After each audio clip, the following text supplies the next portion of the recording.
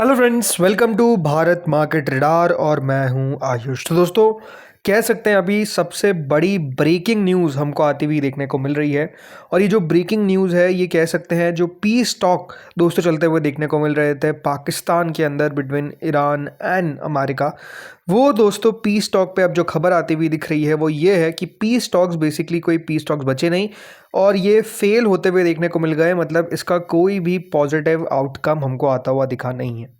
क्या क्या हुआ है दोस्तों इस पीस टॉक में और इसका इम्पैक्ट किस तरीके से आपको मार्केट्स पर पड़ता हुआ देखने को मिलेगा, इसके बारे में दोस्तों इस वीडियो में हम समझेंगे, जानेंगे क्या क्या वो खबरें हैं। तो वीडियो आप लोग देखिएगा पूरा। लेकिन उससे पहले अगर आपने चैनल को पहली बार विजिट किया है, अभी तक सब्सक्राइब नहीं किया है, तो सबसे पहले दोस्तों आप लोग ज़रूर चैनल को सब्सक्राइब कर लीजिएगा। तो दोस्तों खबर क्या आई है? खबर ये आई है कि Islamabad talks fail, JD Vance says Iran choose not to accept our terms. मतलब दोस्तों याद रखिएगा, जो ओवरऑल डेलीगेशन था अमेरिका का, उसको लीड कर रहे थे जेडी वैंस। और दोस्तों यहाँ पर वो कह रहे हैं कि ईरान ने जो भी हमारी शर्तें थी उसको मानने से इनकार कर दिया है, इसीलिए जो बातचीत है वो बेसिकली फेल रही। मतलब उसका कोई भी आउटकम निकल कर नहीं आया। और आउटकम का मतलब ये है कि दोस्तों ये एक नेगेटिव रहता हुआ नज़र आएगा मार्केट्स के लिए, क्योंकि बाजार दोस्तों ये मान के चल रहा था, क्योंकि जिस प्रकार की मार्केट्स में आपको तेज़ी आती हुई देखने को मिल रही थी कि कोई बीच का रास्ता जो है वो निकलता हुआ नजर आएगा between Iran and America, right. लेकिन हुआ क्या है कि दोस्तों जो बातचीत है उसका आउटकम जो है वो इस तरीके का निकल कर आ रहा है, जो जेडी वैंस की तरफ से याद रखिएगा प्रेस ब्रीफिंग करी गई, कि उसका मतलब ये है कि कोई भी बातचीत जो हमारे द्वारा की गई है उसका कोई भी आउटकम अच्छा निकल कर नहीं आया है, ऐसा आउटकम नहीं निकल कर आया है जो हम एक्सपेक्ट कर रहे थे। तो ये आप कह सकते हैं कि दोस्तों जो सबसे बड़ा बात है वो यही है कि कोई डील पे ना पहुंच पाना, ये एक सबसे बड़ा नेगेटिव हो गया है। और ये दोस्तों आप कह सकते हैं कि बाजार के लिए अब थोड़ा सा चिंता का सबब बनता हुआ नजर आएगा, क्योंकि मार्केट बड़ा किस बेसिस पर है, एक बात आप समझो।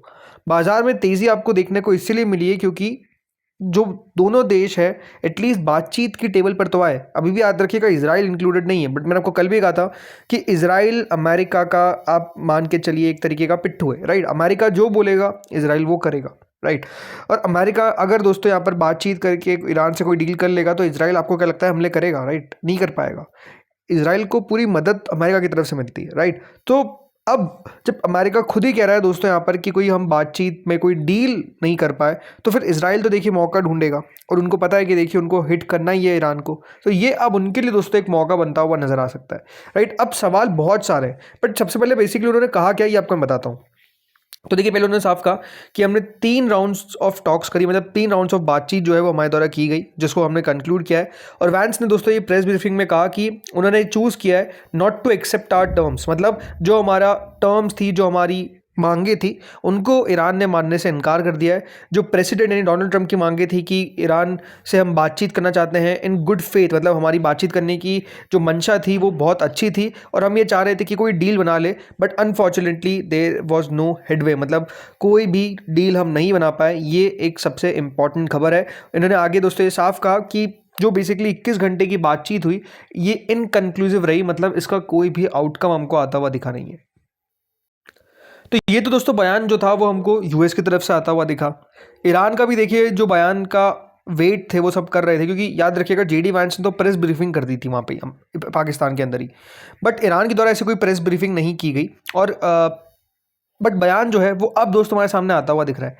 जो ईरान का याद रखिएगा डेलीगेशन लीड कर रहे थे वो उनके जो पार्लियामेंट के स्पीकर है, राइट, वो याद रखिएगा आपको हेड करते हुए नजर आते हैं। तो इनके द्वारा क्या कहा गया, इन्होंने साफ कहा कि यूएस हमारा जो ट्रस्ट है वो नहीं गेन कर पाया। मतलब ईरान किस तरीके से अमेरिका को ट्रस्ट करे ये ईरान नहीं कुछ भी कर पाया, मतलब ऐसा कोई यूएस की मंशा उनको नहीं दिखी। ऐसा दोस्तों याद रखिएगा जो ईरान की तरफ से बातचीत की गई, मतलब साफ साफ उनकी तरफ से कहा गया कि हमें जो लगा था कि देखिए बातचीत सही होगी या फिर अमेरिका जो है वो सही में बातचीत करना चाहता है, ईरान का मानना है कि ऐसा उनका कोई भी मंशा थी ही नहीं। जो ईरान की दोस्तों डेलीगेशन है, जो जिसको याद रखिएगा उनके पार्लियामेंट्री स्पीकर मोहम्मद बगैर गलीबाफ जिसको लीड कर रहे थे, उनकी तरफ साफ कहा गया कि Iran raised forward looking initiatives, मतलब ईरान ने फॉरवर्ड लुकिंग इनिशिएटिव्स को बढ़ाया, बट स्टिल कोई भी डील जो है वो हम नहीं पहुंच पाए, मतलब डील पर हम नहीं आ पाए। उन्होंने कहा कि US has understood our logic and principles. It is now time for America to decide if it can earn our trust. मतलब अमेरिका जो है वो हमारे लॉजिक और हमारे प्रिंसिपल को समझ गया और अब अमेरिका की बारी है कि वो क्या मतलब हम उनको ट्रस्ट कर सकते हैं कि नहीं, ये अमेरिका बताएगा। उन्होंने आगे ये भी ऐड किया, we will not for a movement cease our efforts to consolidate the achievements of the 40 days of Iran's national defence. मतलब हम ऐसा कोई भी काम नहीं करेंगे जिससे हमारा जो हमने 40 दिनों में एक वॉर के अंदर अपना जो पोजीशन है वो अच्छा किया है, राइट, इसको गंवाने की बिल्कुल भी हम कोशिश नहीं करने वाले। हम इसको और कंसोलिडेट करेंगे, मतलब और ज़्यादा बढ़ाएंगे। ये ओवरऑल दोस्तों जो स्टेटमेंट है वो आते हुए देखिए ईरान की तरफ से। देखिए बात क्लियर है कि जो दोनों की तरफ से दोस्तों स्टेटमेंट हमको आते हुए देखने को मिल रहे हैं वो क्या है, वो दोस्तों है नेगेटिव ही। मतलब कोई ऐसा बयान निकल कर नहीं आया कि कोई हम आगे चलकर जो है वो डील करने की पूरी कोशिश करेंगे। मतलब ये कहा जा सकता था दोस्तों जेडी वैंस के द्वारा कि अभी हम कुछ पॉइंट्स पे सहमत हुए, कुछ पॉइंट्स पे और आगे बातचीत करके हो सकता है कि कोई जो आउटकम है वो निकल जाए।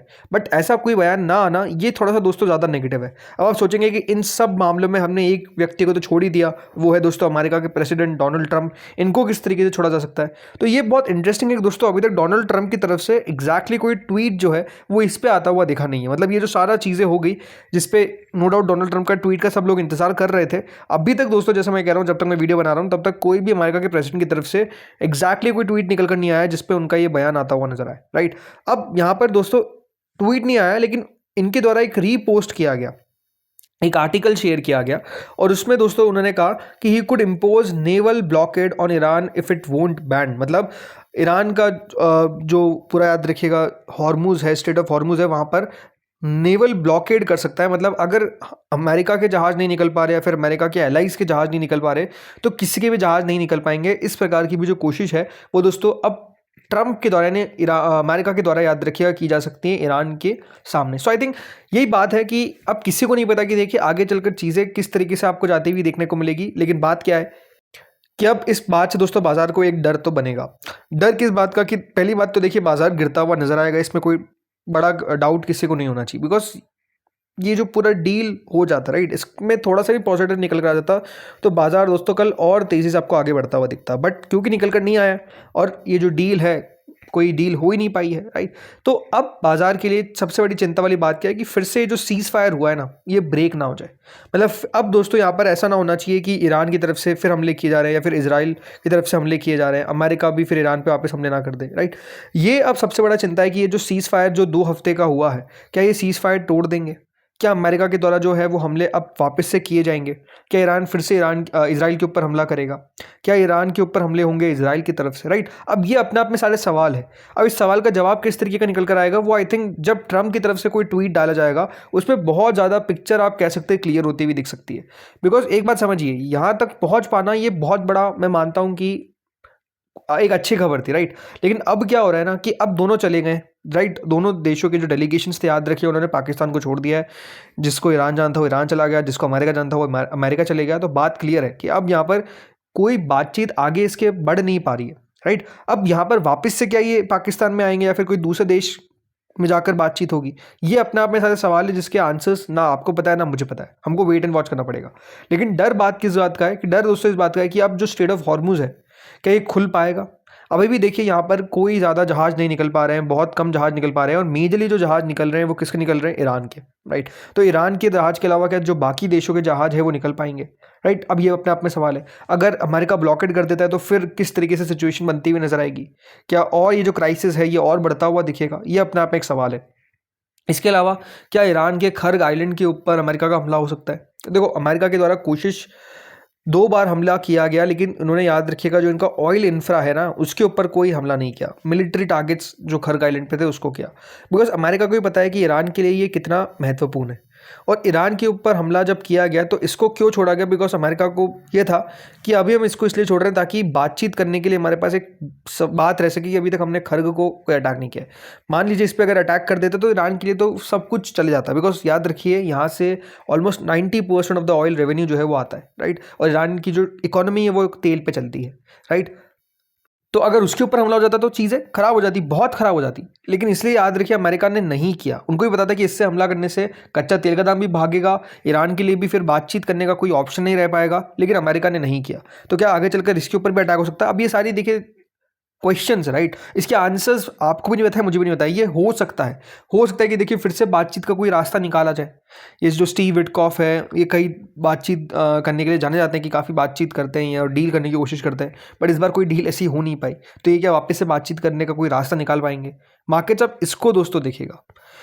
इसके अलावा कच्चा तेल कल के दिन मोस्ट लाइकली आपको बढ़ता हुआ दिखेगा। कितना बढ़ता हुआ दिखेगा ये देखने वाली बात है। 5%, 7%, 8%, बट बढ़ता हुआ तो दिखेगा। क्या फिर से $100 को क्रॉस करेगा या फिर चौंका देगा कि कोई बढ़ा ना, मतलब कोई बहुत बड़ी तेज़ी ना है?